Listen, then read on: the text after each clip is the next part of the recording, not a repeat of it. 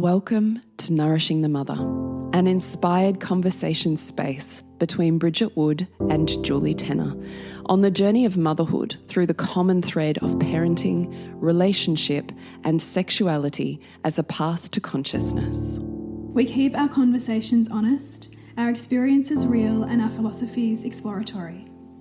We believe that in order to raise incredible humans, we first have to raise ourselves. We know that in order to rock the family, you've got to nourish the mother. If you are here, you care about paving a path of conscious and intentional motherhood, connected with yourself and your gifts, and also illuminating your children in theirs so we may raise more whole humans who can impact this world in a more humane way. If you desire to integrate your learnings practically and supportively, head on over to bridgetwood.life or julietenner.love to go deeper. And for all live-streamed pre-release podcasts and all our free content, head over to our free Facebook group, Nourishing the Mother with Bridget Wood and Julie Tenner. We are Julie Tenner and Bridget Wood, and we are so grateful you're here. Hello and welcome to Nourishing the Mother. I'm Bridget Wood. And I'm Julie Tenner, and today's podcast is softening into your shit show. And we have both had a shit show of a weekend. What was yours? Oh, mine started on Friday night when I, against my better judgment, took both my children into the city. And I said to my husband beforehand, I said, I don't know if we should take Hugo. I don't know if he's going to be up for it. He's like, no, he'll like it. He'll like it. He hated it. He hated where I took him. Like it was. Where did you go? There was this thing at Sydney My Music Bowl. It's part of this festival. I saw that. Yeah, the lights. Eco system or something. Yeah. It was just, like almost kind of a visual display. And I mean, parts of it was so cool. Like I would have loved to be there with like you or some, the friends, the adults that I was with. But like Sylvie spent most of it on my back because she was so tired. She couldn't walk anymore. And Hugo was just like, we'd had all these conversations about mud throwing. He's like, I don't care. I know I'm doing it just because I feel crap. So he was upset because the friends that we were with weren't his friends from school. And we were in Melbourne City and we weren't at the football. Yeah. So like just nothing could go right for him. Yeah. And he was very stuck in the sludge. So that was just a bit of a shit show. And then that carried on yesterday during the day. And he was trying so hard, like kids. And I guess this is the beginning of like the tween and the teen stuff where he just was this oscillating between, I'm good to in a puddle of tears on the floor or like throwing stuff, right? Like he's just in this like really tricky space. And so it's happening in the middle of Pearl's birthday party yesterday when like, the kids are playing a magic show and he's wanting to interrupt their magic show to tell them it's all made up, right? So I'm like got one foot in this like, yes, my 3-year-old is like loving herself sick. And my 9-year-old is like really in like the depths of Shitsville right now. And just that like mothering both and seeing the value of leaning in and mothering both. Mm. So that was like kind of my experience of the shit show. And I think we'll kind of take the points that we drive home. We'll talk about, talk in many ways to how I carried myself through that. But what about your shit show, Jules?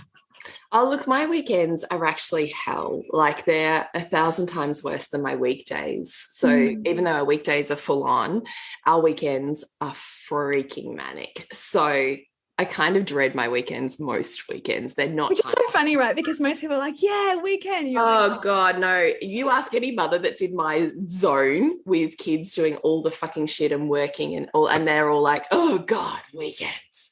And I'm like, I know.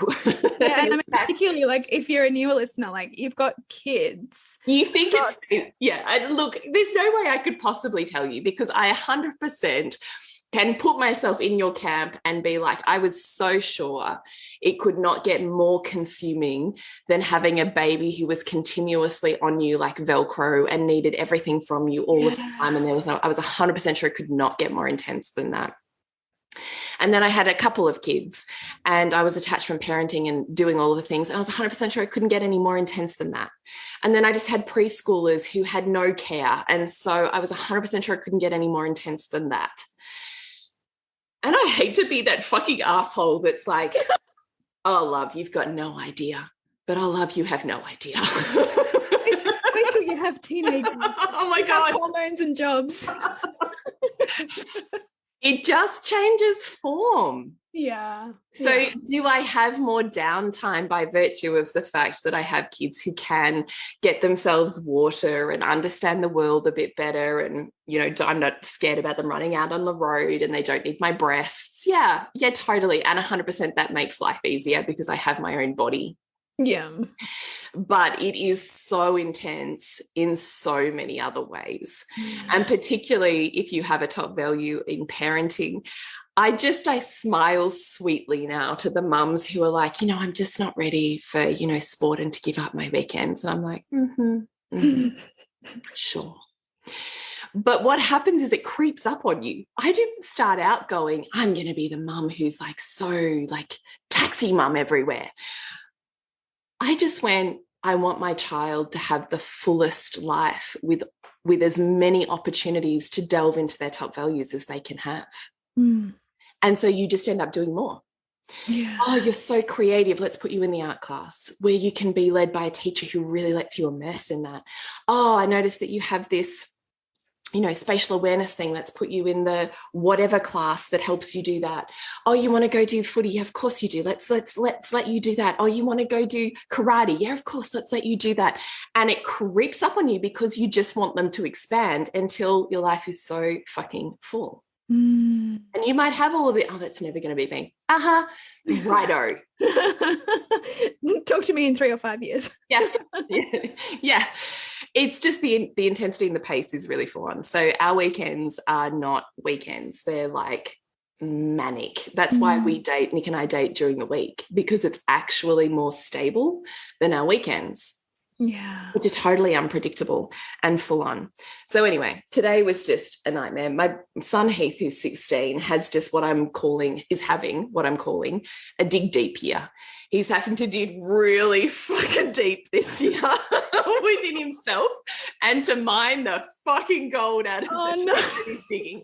It's just like ridiculous.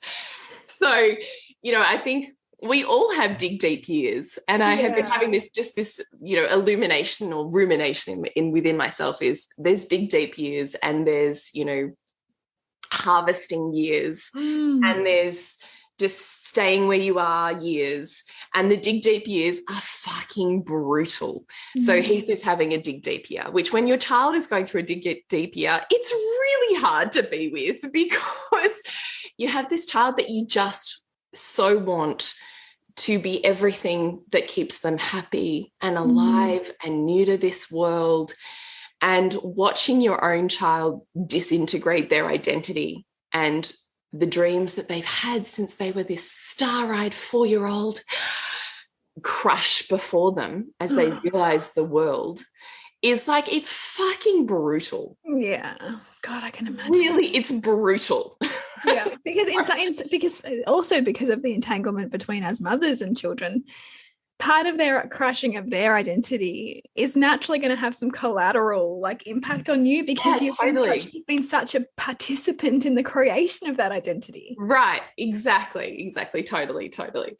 So he's having this massive dig deep year where he is learning all the hard lessons in one fucking year. And it is just one lesson after another, after another. And it is just on a parenting level, really fucking brutal. And particularly when they're 16-year-olds, and I'm so acutely aware, which maybe is a disservice to me, of the level of pain and suffering that exists post-COVID in teenagers. So I certainly have a very visceral awareness of children whom have intense experiences now coming out of 2 years, particularly in Melbourne, of like lockdown.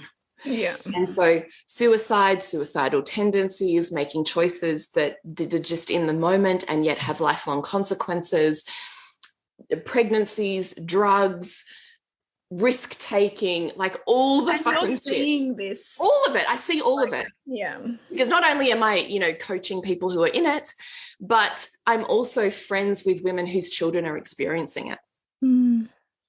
So it is visceral. I have a visceral awareness, which overlays onto my parenting value of like, fuck, you better get this right because this could be the moment. Yeah. You know?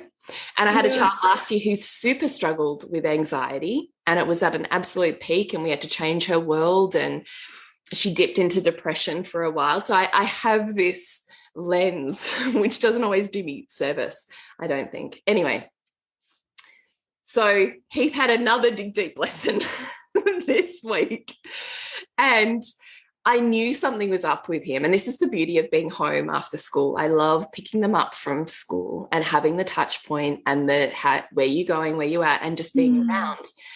And he is not still a great communicator. He's so like his dad and super fucking dense. And I'm like, I know something's up with you. And I kept checking in with him and checking in with him and checking in with him. No, wouldn't tell me. So gets to today. So of course it's built up for like 4 days now. It gets to today and it's a fucking shit show now.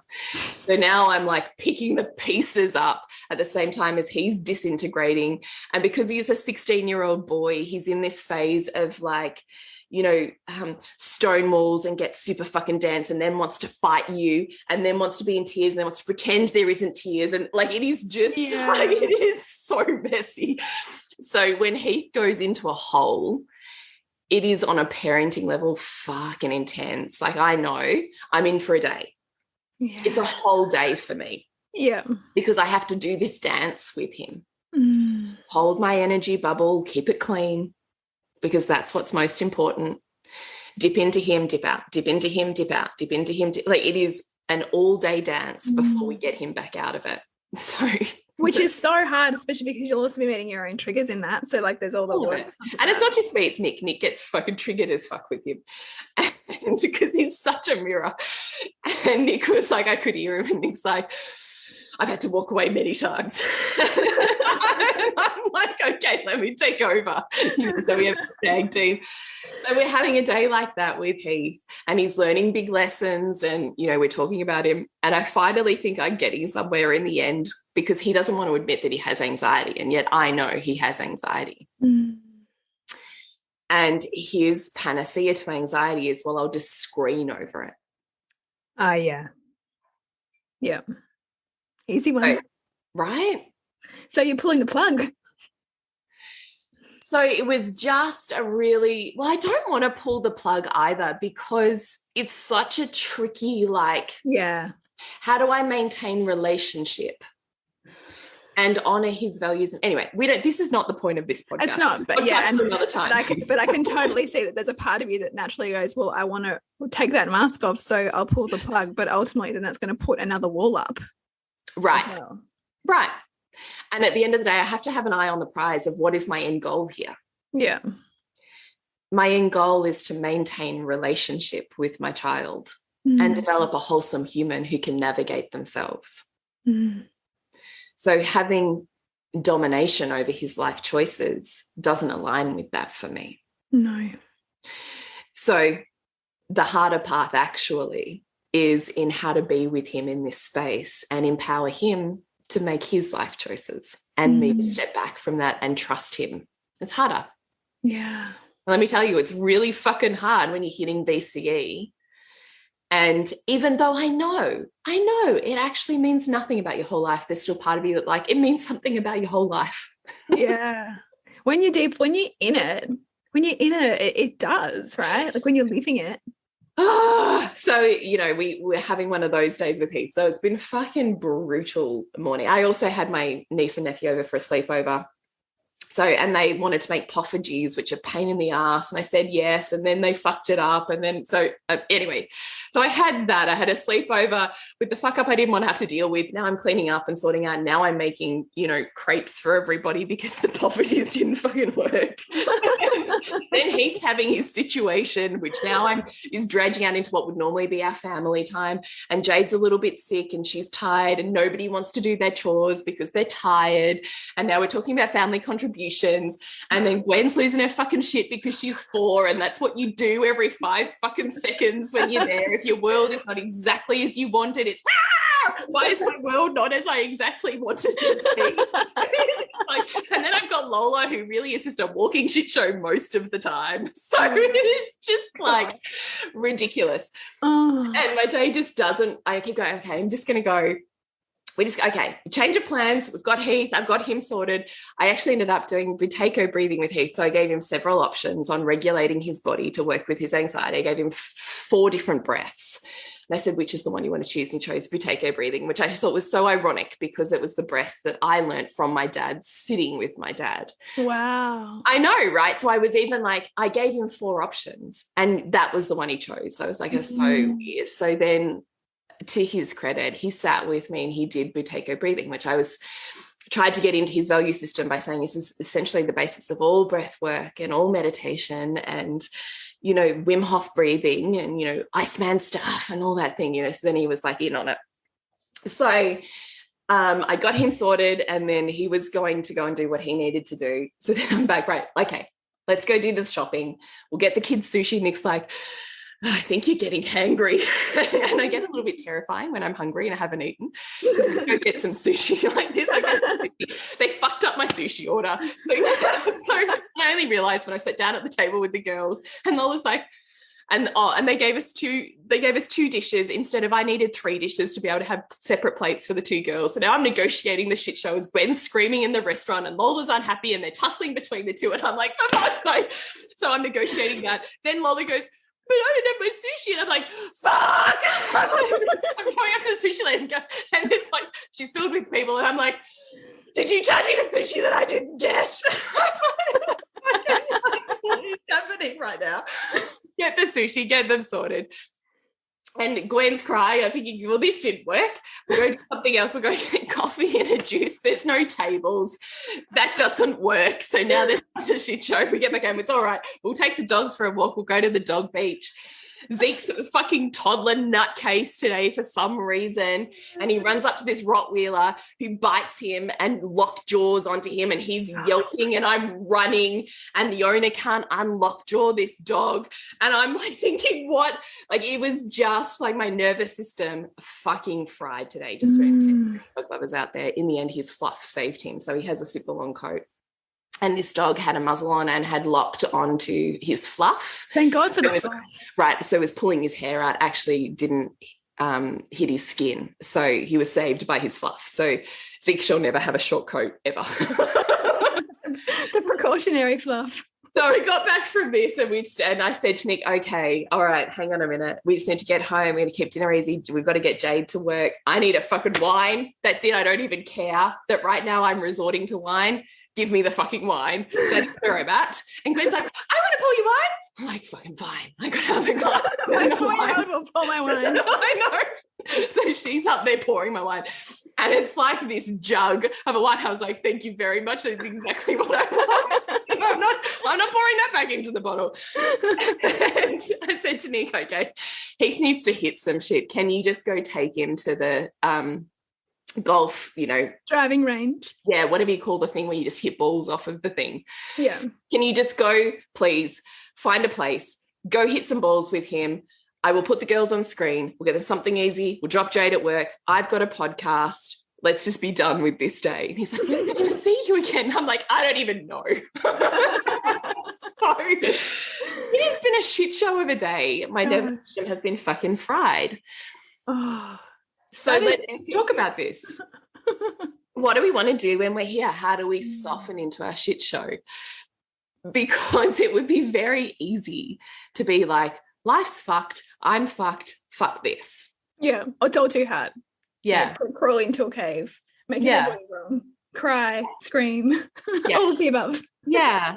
So what we have here is 3 easy steps that we would love you to consider and that both of us have used in our weekend that has ultimately been a shit show.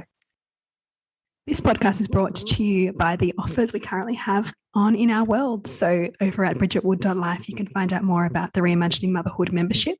It's the place where conscious parenting and the whole woman collide to empower you in motherhood. And you, Jules?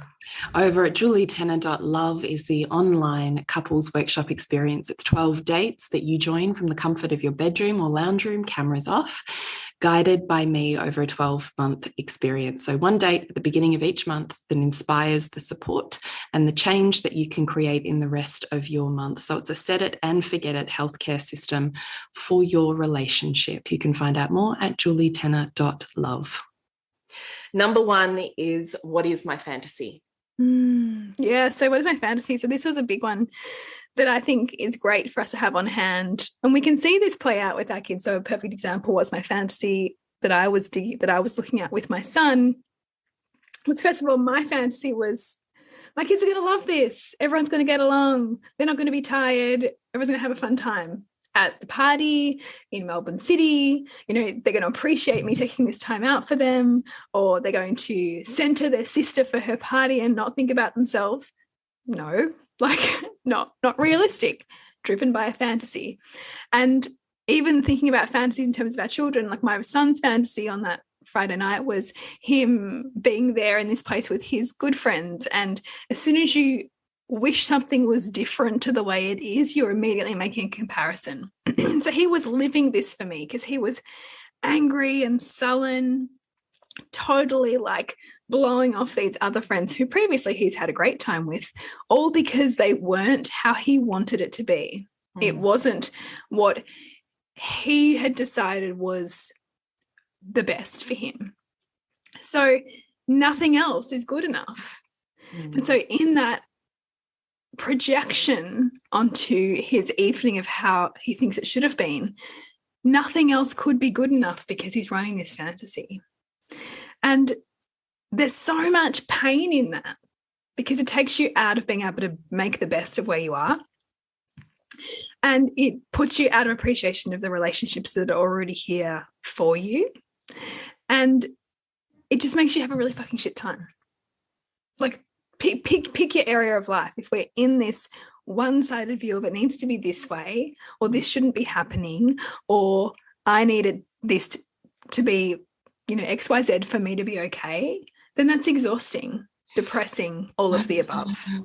So, you know, if I had latched on at Pearl's party with, you know, needing Hugo to be respectful or put aside his feelings for his sister or not make a fuss or be emotional, you know, in front of our guests, because I have some fantasy about my children being these perfectly behaved little angels, then I then don't get to experience her party because I'm so running in my head about how I think it should be instead of sinking into, this is how it is. This is our reality. How can I move with this reality? How can I go between sitting on the floor in the kitchen behind the island bench with my 9-year-old cradled in my arms and then move back to my 3-year-old and her having a great time? Can they both be okay? Can they both exist here? Can they both be beautiful? It's such a polarity, isn't it? It is. It is. And yet I think the more that we can be with that polarity, the more power we actually have in our world to enjoy our life, right? And drive our life and accept, you know, the truth of our reality in this moment. So that's what I would say. Shame. Do you feel social shame when Hugo's like that at your daughter's party? No. No, I checked in with that, and I could feel like I could feel how it could be there, but I didn't yesterday. No, because I could see.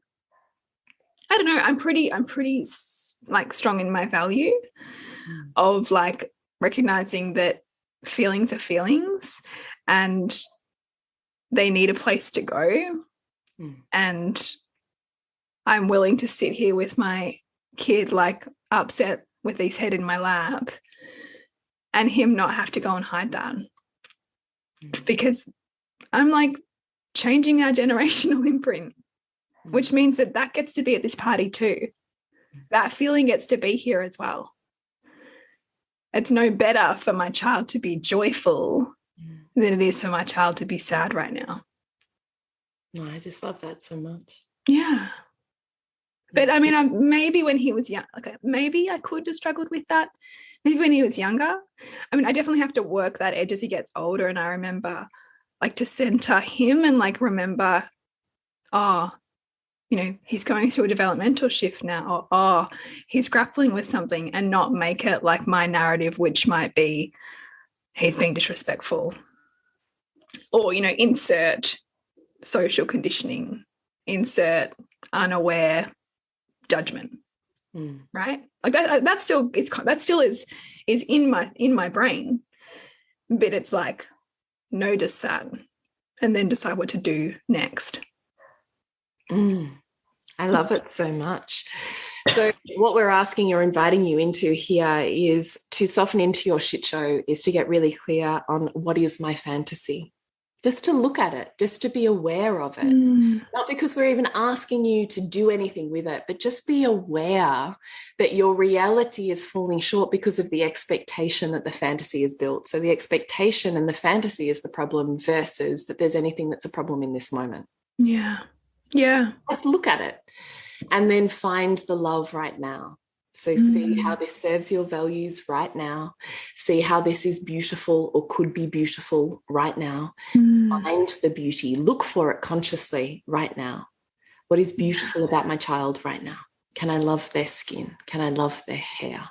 Can I love the way their body shakes as they're crying? Can I love their passion? Like, what can you love right now? And can you let yourself just move a little deeper into that? Because love exists here in this moment. Like with Heath this morning, as Nick is, you know, exacerbated, and I know I'm taking over and potentially not getting anywhere. I could have given up.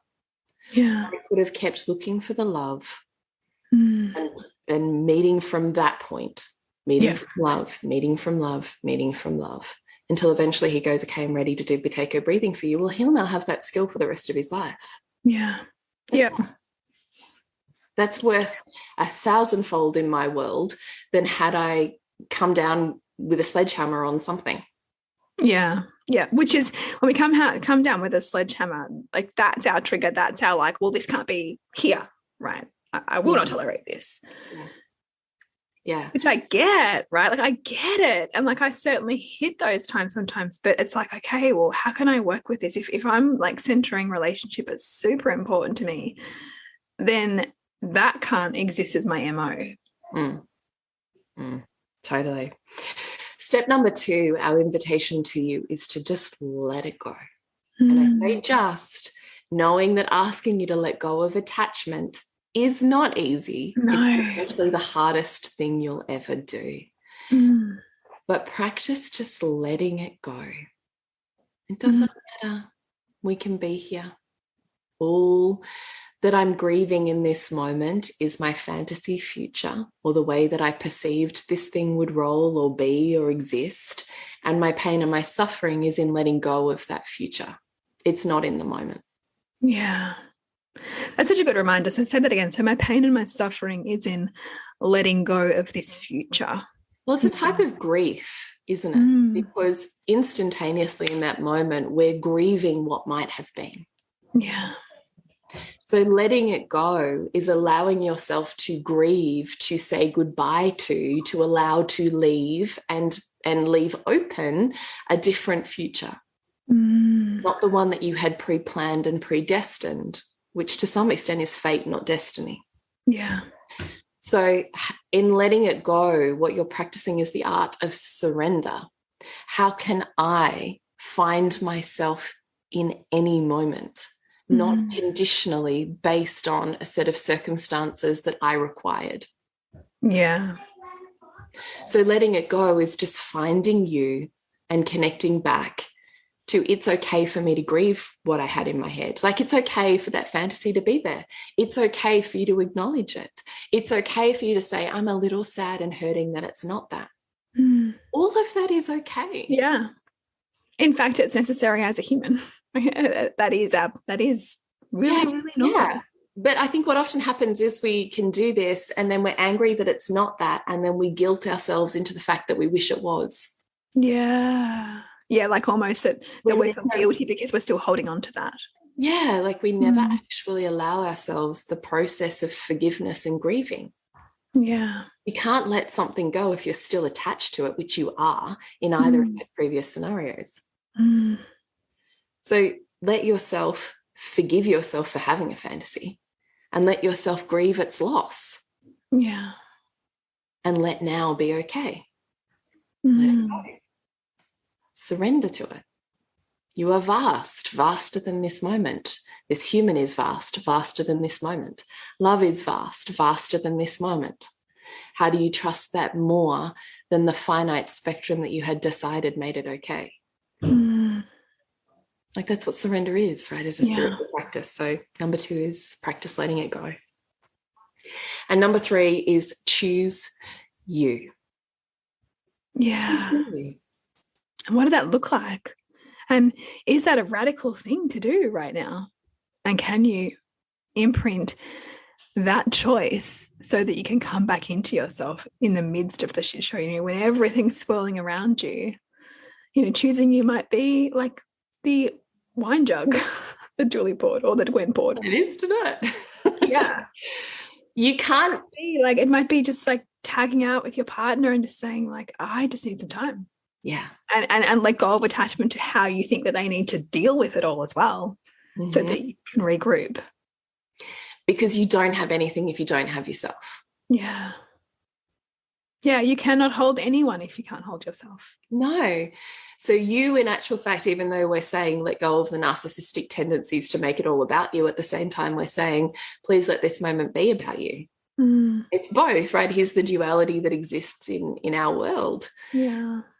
Detach, don't make it about you. And at the same time, what do you need to be so full that you're grounded and wholesomely connected to who you are? And are making choices, words, actions, and tone that is in alignment with the truth of who you are, with your soul, not in reaction and not in integrity and alignment with who you are. So the more you can take steps into acting, speaking, saying, being the truest you, the most authentic, the part of you that you are so happy for the world to witness and to know and to feel and to be with because you know its wholesomeness. That is the truth of you. And if your actions and your words and your tone and your voice are outside of that, then honey, you haven't got you. Yeah. And everyone around you is going to be reacting to the degree with which you're wearing those masks. Or reacting to the degree with which you are authentic. And in those reactions, they're reminders that you haven't got you. Yeah. Yeah. So there's no one more important than you in this moment at the same time as nothing is about you. I mean, isn't it so wonderfully? It's so like paradoxical. Let's keep going around in circles. And I know. So softening into our shit show looks like, hang on a minute, what's my fantasy? Because I am crushing and crashing right now into an expectation. What is it? Number 2, how can I let it go? And that might include forgiveness for myself for having it and letting myself grieve the future fantasy that I really wanted and yet I don't have. Letting myself grieve it and feel it in a way that feels beautiful and honoring. So that I can find the love that's present right now in this moment. And how do I choose me? What do I need to be the most wholesome, alive, authentic, showing up, ready for the world to witness me? What do I need to get there? Because unless I'm there, I don't have this life or anyone that's in it. So what do you need to be there? Actually, what I need is being able to go, okay, that whole shit show has happened. Everyone's got a place to be right now. And where I want to be is podcasting with Bridget because it lights my heart on fire. We have conversations that open my soul and my heart. And when my soul and my heart flow, I go, oh, fuck, I feel better. I can deal more. Yeah. My capacity is an illusion. Oh, I love that because it's like the moment that you're kind of closing, it's like, okay, that's actually the invitation to find what you need to get you to choose you again. Right. This is not about escaping from my shit show. This is about, right, the most authentic and alive version of me. This is on the way to it. So how do I sort everybody out with the best of my capacity at this moment so I can find myself here, and then I will return with a bigger capacity. Yeah. And work can totally be on the way to that. Yeah. I think you can judge it, but what I want to say is if it is in alignment with your soul, it will be part of it. Yeah, totally. Is there anything you want to add from steps? What's the fancy let it go or choose you from your shit show? No, I just love it all. Mm. Yeah. Nothing that I would add right now. Magic. I think it's really important that we also keep it clear and tangible, and you have. So that's what I would say. Perfect. What's happening in your world, Bridget? How can we join you? I have a couple left of one-to-one availabilities for the next 3 months. So I'm just wrapping up a 12-month container at the moment, and I'm opening up some 3-month ones. So if you are interested in doing some work around your parenting or yourself and your identity or your relationship, then I really invite you to see if that's something that you are wanting to do with me. So you can hop on my website and find out more at bridgetwood.life. And what would we bring to you with coaching? So you'd be bringing to me like your kind of mess, I suppose. When you listen to these podcasts and you're like, oh, I kind of get it, but like, what about it in terms of my life, and how do I make it work, and how do I see beyond my own stuff? Because this is the whole thing. Like, we can hear these concepts and we can get them on kind of some intellectual level, but then we're like, yeah, but I can't see the wood from the trees in my own world. And that is what I do. I help you see that. Magic. Yeah. So because real change is in integration, right? It's yeah. not just gaining more knowledge in the brain. No. That's almost like, that can sometimes be an addiction itself. It's just like, I'll just learn more. Okay. Yeah, right? Yeah. It's got to be put into practice to be tangible and transformative. 100%. So we can find out more at bridgetwood.life. Yes. And you, Jules? So this is your last chance to get into my 12 months of couples dates. So it's 1 date a month. It's a date activity. You pick a date night. You can join me live, or you can hit play on the replay. It's exactly the same experience. And I have an hour and a half of facilitation where you are understanding a concept and then doing it. Here's an activity, go. 30 seconds, go. Here's an activity, 90 seconds, go. And I'm setting you up for a date, an hour and a half of activities that bring you closer in connection, intimacy, and allow you to explore outside of the lines and the confines of your current reality and relationship. So you can find out more at julietenner.love. I'm so excited for it to start. So if you want to connect with us, go to nourishingthemother.com.au. Remember to nourish the woman to rock the family. And we'll see you next week when we continue to peel back the layers on your mothering journey. Thank you so much for listening. We literally couldn't do this without you. Please share this podcast with anyone you think it would be medicine for. If you desire to integrate your learnings practically and supportively into your life, then head on over to bridgetwood.life or julietenner.love to go deeper. And if you feel like giving back a little to this free content, please rate us on iTunes or Facebook, all of which helps the podcast reach more mamas who need this type of tonic for the soul.